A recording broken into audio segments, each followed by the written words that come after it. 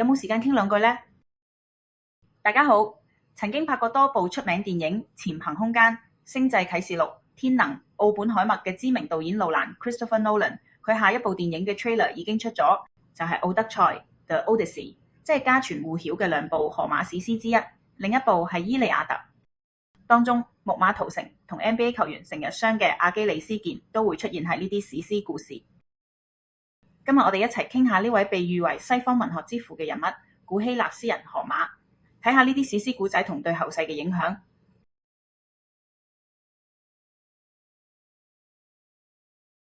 到底荷馬係邊個呢？呢個問題幾千年嚟都冇一個肯定答案。歷史上冇留下佢真正嘅畫像，冇具體生平記錄，甚至連佢係咪真係存在過都備受爭議。有啲人話佢係士麥啦，今土耳其某地出身，亦有人話佢生於伊奧尼亞海邊嘅奇奧斯島。仲有啲古代資料聲稱佢可能係一位盲眼詩人，用耳朵代替眼睛去觀察世界。喺古希臘有7個城市爭住話自己係荷馬嘅故鄉，某程度上都顯示出佢地位幾高。對希臘人而言，荷馬並非普通詩人，而係記憶、語言同民族精神嘅化身。有啲學者推測，荷馬其實可能唔係一個人，而係多位吟遊詩人嘅代表名稱。呢班詩人會四處巡遊，帶住琴喺市集、公園、神廟唱詩講故事，好似古代版本嘅 rapper。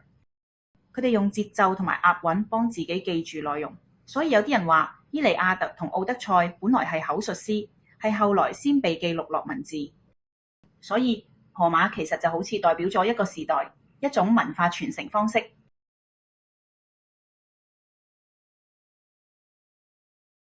荷馬生活嘅世界係公元前8世紀左右，古希臘仲未有統一國家，只有一個個各自為政嘅城邦，例如雅典、斯巴達、米利都。每個地方都有自己神話、英雄故事同方言。當時社會仲係以農業為主，戰爭頻繁，大部分人相信命運同神明息息相關。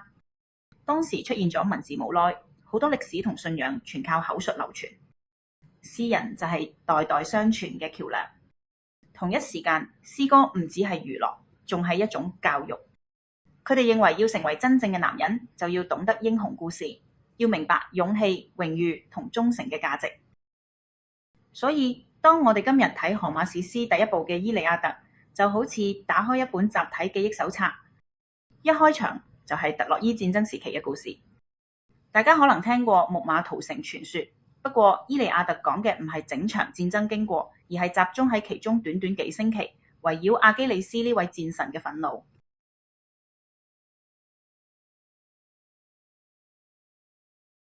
伊利亞特主要係講10年特洛伊戰爭中嘅最後一年，故事由一句著名開場對白開始，唱罷女神，唱出佩琉斯之子阿基里斯嘅憤怒。呢句呢，其實象徵咗整部史詩嘅核心主題——憤怒。阿基里斯身為最強戰士，被希臘聯軍首領阿伽門農羞辱，因為佢搶走咗阿基里斯嘅戰利品女人。阿基里斯就嬲到退出戰場，令希臘軍陷入苦戰。故事就係咁展開。故事中主要人物除咗希臘軍中最強嘅阿基里斯同首領阿伽門農外，仲有特洛伊最強戰士赫克托爾王子同埋主角好友帕特羅克洛斯等等。你可能問話，一個人發脾氣咁都要寫成部史詩？因為荷馬講得更深，佢嘅憤怒唔單止純粹情緒上嘅不滿，而係反映當時男性認為嘅人性、榮譽同命運嘅矛盾。因為對古希臘人嚟講，憤怒同榮耀係一體兩面，冇憤怒就冇爭取榮耀嘅決心，但被憤怒蒙蔽就會失去理智同人性。希臘軍節節敗退，阿伽門農後悔就揾人請求阿基里斯返嚟出戰。阿基里斯條氣唔順，所以唔肯返去，但當時真係十分危急，因為連希臘軍嘅戰船都就快被人燒埋。阿基里斯就借咗套盔甲俾佢老友帕特羅克洛斯，等佢着住去應戰解困。當然，主角未出場，即係有輸啦。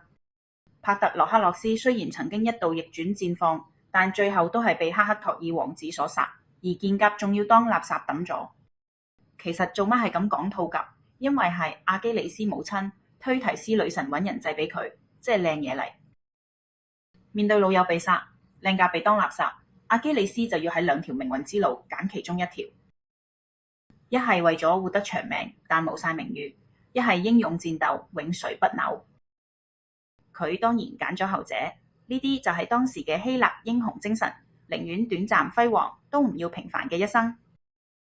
去到伊利亞特嘅後半段，就要主要講最終大對決，阿基里斯對戰客克托爾。呢場決鬥唔單止係軍事上嘅焦點，更係道德與名聞嘅高峰。阿基里斯原本為老友報仇，帶住滿腔憤怒出戰，兩個人都知道呢一戰唔止決定生死，仲代表贏嗰個就係英勇，輸嗰個就係悲劇。克托爾喺臨戰前已經預知自己會死，佢同妻子安德洛馬克道別時話：我唔係為自己害怕，而係為你，為我哋個仔將來嘅命運。呢句反映出喺荷馬史詩中，英雄唔係冇恐懼嘅戰士，而係知道結果都仍然選擇面對。佢哋唔係被榮耀蒙蔽而失去理性，而係被責任所推動。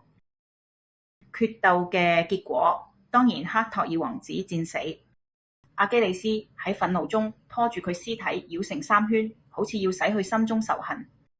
但荷馬史詩冇停喺一個單單殘酷嘅結局，而係將慢慢轉翻人性柔軟嘅部分。當克托爾老父普利亞摩夜闖敵營，跪喺阿基里斯面前，請佢俾翻王子屍首時，阿基里斯嗰刻無言只能落淚。戰場上最強嘅人終於喺慈悲之中釋放。荷馬喺呢度似乎想講，真正嘅英雄唔係冇感情，而係懂得喺仇恨中找回人性。成個伊利亞特就喺呢種張力之中結束，冇講木馬屠城，冇講特洛伊焚毀，反而以王子嘅葬禮收尾。聽到呢度可能會諗，咁特洛伊最後點？呢啲喺其他傳說再被延續，而荷馬留白嘅方式令故事更耐人尋味。成部伊利亞特冇咩天馬行空嘅魔法，更多係人性中嘅掙扎。戰爭唔只係勝負，而係情感、選擇與代價。今時今日再睇依然有共鳴，無論係國與國，抑或人與人之間，當面子同謊言變成勝負關鍵，情緒變成主導，咁尊重與理解往往就咁消失。呢部史詩對古希臘影響好大，早喺古代希臘小朋友學校課上真係要背誦伊利亞特，老師呢用詩句教佢哋乜係勇敢。而且仲有一個文化現象，古代市集上會舉辦吟誦比賽，參賽者輪流唱伊利亞特片段，好似接龍咁。唱下個故事原版會唔會面目全非，就真係不得而知。換句話講，伊利亞特初期根本係現場藝術。荷馬詩歌呢，就係由咁樣嘅傳統逐步保存流傳到1000年之後。而家呢，你會發現，當我哋講荷馬式英雄，講嘅唔只係戰場上嘅勇士，而係一種生命態度。面對命運時，願意迎戰，即使明知注定失敗，仍要盡力一搏。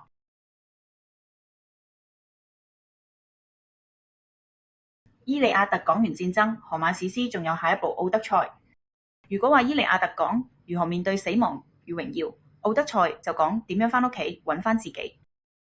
故事主角奧德修斯 Odysseus 係個聰明又狡猾嘅希臘英雄，佢喺上一部史詩其實就已經出過場啦。例如當時阿伽門農揾人投阿基里斯返去打仗，其中一個人就係奧德修斯。佢喺特洛伊戰爭後本應返屋企嘆世界，但命運偏偏唔放過佢。一次又一次嘅風浪、巨人、魔女、海怪，令佢花咗10年時間先返到家鄉伊塔卡島。呢10年每一站都係一場試煉。喺希臘神話入邊，戰爭往往唔係故事重點，通常係戰前戰後會眾多描寫。奧德賽成個故事主要喺戰後返屋企先真正開始。奧德修斯面對嘅唔止係海洋風暴，仲有好多人性選擇。例如漂亮嘅瑟西瑟士將佢捕下變成豬，主角想盡方法救大家。卡呂普索 Calypso 以長生不老誘惑主角，但都因為掛住妻兒而離開。航行遇到2隻海怪，綠頭嘅斯基拉 Scylla 同大漩渦卡呂布迪斯 Charybdis。主角為咗能夠大部分人都安全，故意駛近斯基拉，犧牲6位船員。佢身邊嘅每一次選擇都要係理性同情感上做出適當嘅決定。奧德賽唔再係戰場故事，而係一啲寓言。伊利亞特係俾年輕人熱血嘅詩，奧德賽就係俾年長者反思嘅詩。奧德修斯唔再追求榮耀，而係學習耐性、智慧，最終懂得珍惜家人。雖然成部史詩好似不停講奧德修斯嘅歷險，但其實史詩第一部分主要係先講奧德修斯嘅妻子潘尼洛普。佢喺屋企等咗丈夫20年，面對無數求婚者都冇動搖過。佢用自己嘅聰明去抵抗嗰班求婚者嘅壓力。佢每日織壽衣，話等織完丈夫嘅壽衣就先會揀新老公，但每晚佢會偷偷拆翻織咗嘅布，不停拖住時間。荷馬史詩中嘅女人唔再係傳統嘅被動角色，而係聰明、有策略、有堅持。有啲學者提過一個有趣嘅假設，會唔會其實奧德賽係由一位女性創作？因為呢部作品入邊對家庭、內心、情感嘅描寫太細膩，太有女性視角。英國作家 Samuel Butler 喺19世紀就寫過一本書，提出可能一名西西里島女詩人根據荷馬傳統創作咗奧德賽。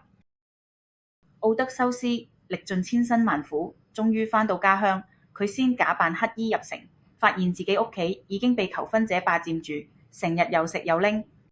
佢最後同自己個仔夾計，殺咗班求婚者，終於見返個闊別20年嘅妻子。最後潘尼洛普根本認唔到老咗嘅奧德修斯，佢用一個小測試問佢哋張床嘅秘密，奧德修斯答出正確細節，夫妻才能真情相認。而呢個故事演繹咗奧德賽一詞嘅意思，一段崎嶇旅程，一次自我尋找成長嘅冒險。今日英文入邊嘅 Odyssey 就係由呢度嚟形容一場漫長而充滿挑戰嘅人生冒險。荷馬將戰爭同家庭、力量同智慧、英雄同凡人之間連結得立體又生動。無論命運幾咁混亂，人都仲有一種選擇嘅自由，將人拉返上正軌。佢將人放喺故事中心，用象徵同情感包裝哲學問題，用詩歌講人生課題。古人聽詩可能想學勇氣，現代人讀詩可能揾共鳴。千年跨度，只係媒介變咗，以前係口述，如今係文字或影像，但佢講緊嘅人性永遠一樣。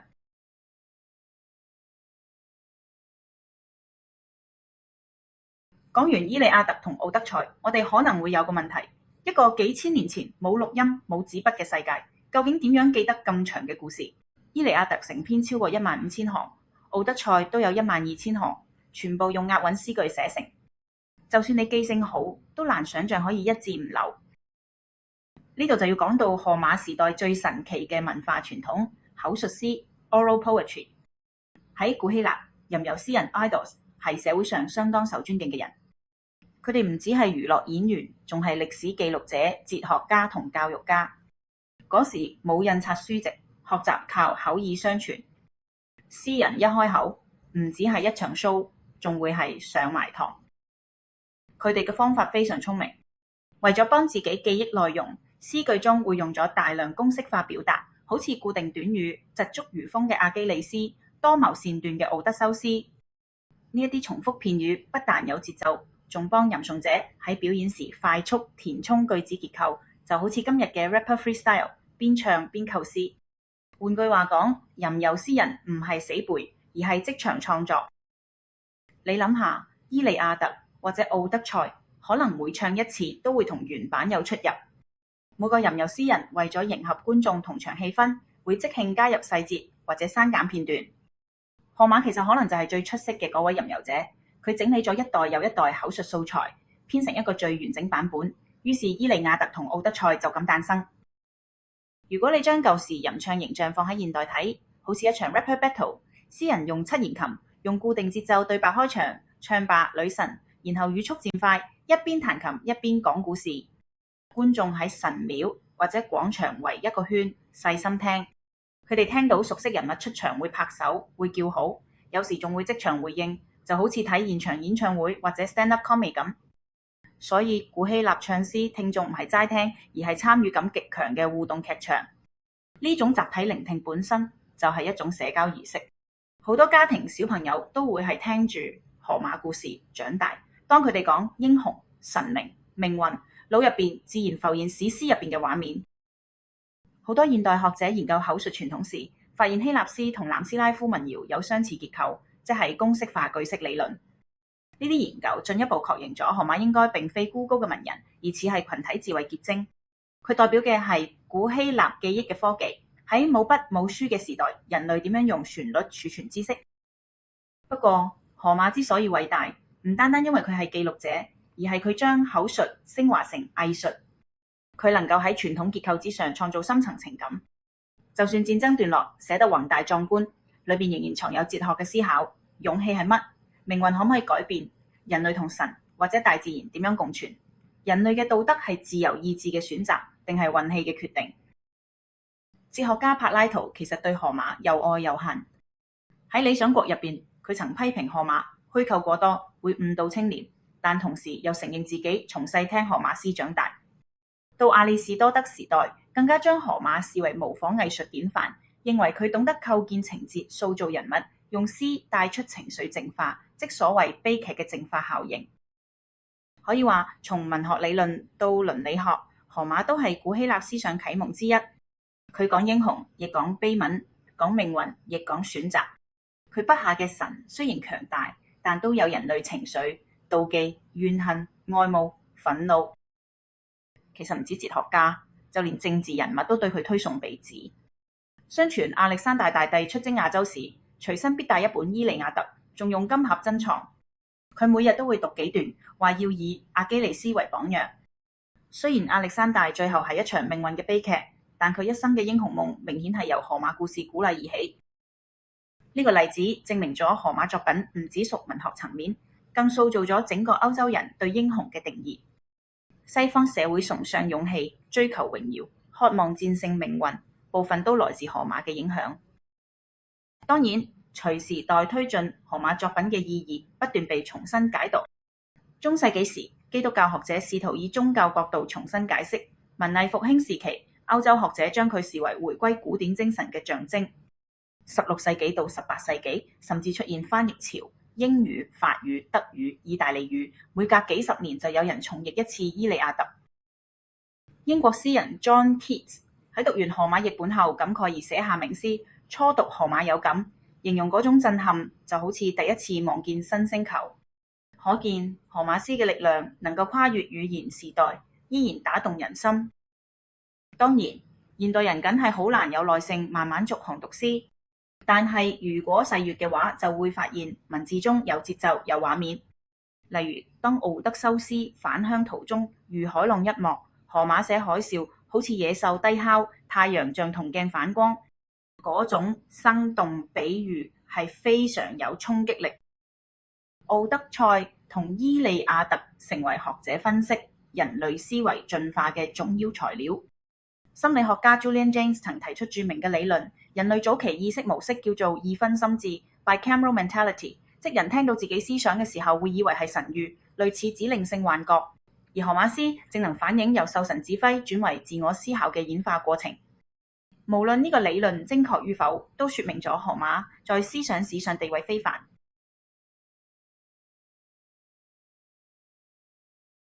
講到荷馬對後世嘅影響，其實遠遠唔止古希臘或者歐洲文學。佢創造嘅故事原型、人物、性格同主題框架，幾乎成為整個西方敘事結構嘅藍本。由中古到現代，無論史詩、小說、戲劇、電影，都可見荷馬影子。我哋可以咁睇，所有後世講旅程、英雄、命運、歸途嘅故事，都係荷馬精神嘅變奏版本。莎士比亞嘅戲劇講人性掙扎，喬伊斯嘅尤利西斯用奧德賽結構改寫成現代都市生活，仲有魔戒、Toy Story、星球大戰等等，都沿用咗奧德修斯式嘅冒險模式，離開熟悉土地，踏上試煉、失落與覺醒，最後回歸。其實好多創作人可能未必真係會讀晒奧德賽，但佢哋內心早就受荷馬影響，因為荷馬唔單止講英雄，而係講成長，一段人生走出混沌，最終理解愛與責任嘅過程。呢個咁王道嘅主題永遠係唔會過時。荷馬嘅世界其實同我哋世界咩唔同？無論係阿基里斯嘅憤怒、奧德修斯嘅歷險，其實都係我哋面對生活壓力、追求成就、揾翻自己嘅縮影。今日嘅戰場可能唔係特洛伊，而係校園、辦公室、城市街頭，但問題都一樣。我哋想點贏？為咗贏會付出咩代價？贏咗係咪滿足到心靈？呢個觀點喺心理學都有呼應。佢榮格提出原型 archetype 概念，而英雄旅程正正係其中最重要一種。佢話人類共同潛意識入邊都有個荷馬式結構，當你離開安全區，經歷挑戰，最終覺悟返屋企，就叫個人成長。可以話，荷馬早喺幾千年前就講緊現代人自我覺醒嘅故事。而語言上，荷馬嘅遺產早就融入日常。英文講 Achilles heel， 阿基里斯之踵代表弱點，而呢個弱點嘅位置，人類小腿後方跟腱就係阿基里斯腱 Achilles tendon。Trojan horse， 特洛伊木馬代表潛伏陷阱，甚至意指木馬電腦病毒。仲有 Between Scylla and Charybdis， 同時面對兩難處境，都係出自奧德賽裏面海峽怪獸嘅故事。一個3000年前嘅詩人，的確改變咗唔少語言文化。現代藝術、戲劇、電影對荷馬題材幾乎樂此不疲。特洛伊2004年電影將阿基里斯變成肌肉型英雄。Oh Brother Where Art Thou 2000年則改編自奧德賽，把背景移到美國南方。導演用幽默方式再講古老主題，漂泊與返屋企。呢啲例子證明咗故事形式可以變，但心靈旅程永遠共通。荷馬詩亦啟發咗無數哲學家、詩人、藝術家思考人嘅價值。喺史詩入邊，神同人類可以互動，命運既固定又可挑戰。當力量同智慧並存，應該點用？係壓迫他人，定係學會克制？呢啲問題思考咗成1000年後，仍然冇答案。但史詩可以不停流傳，繼續向未來提問。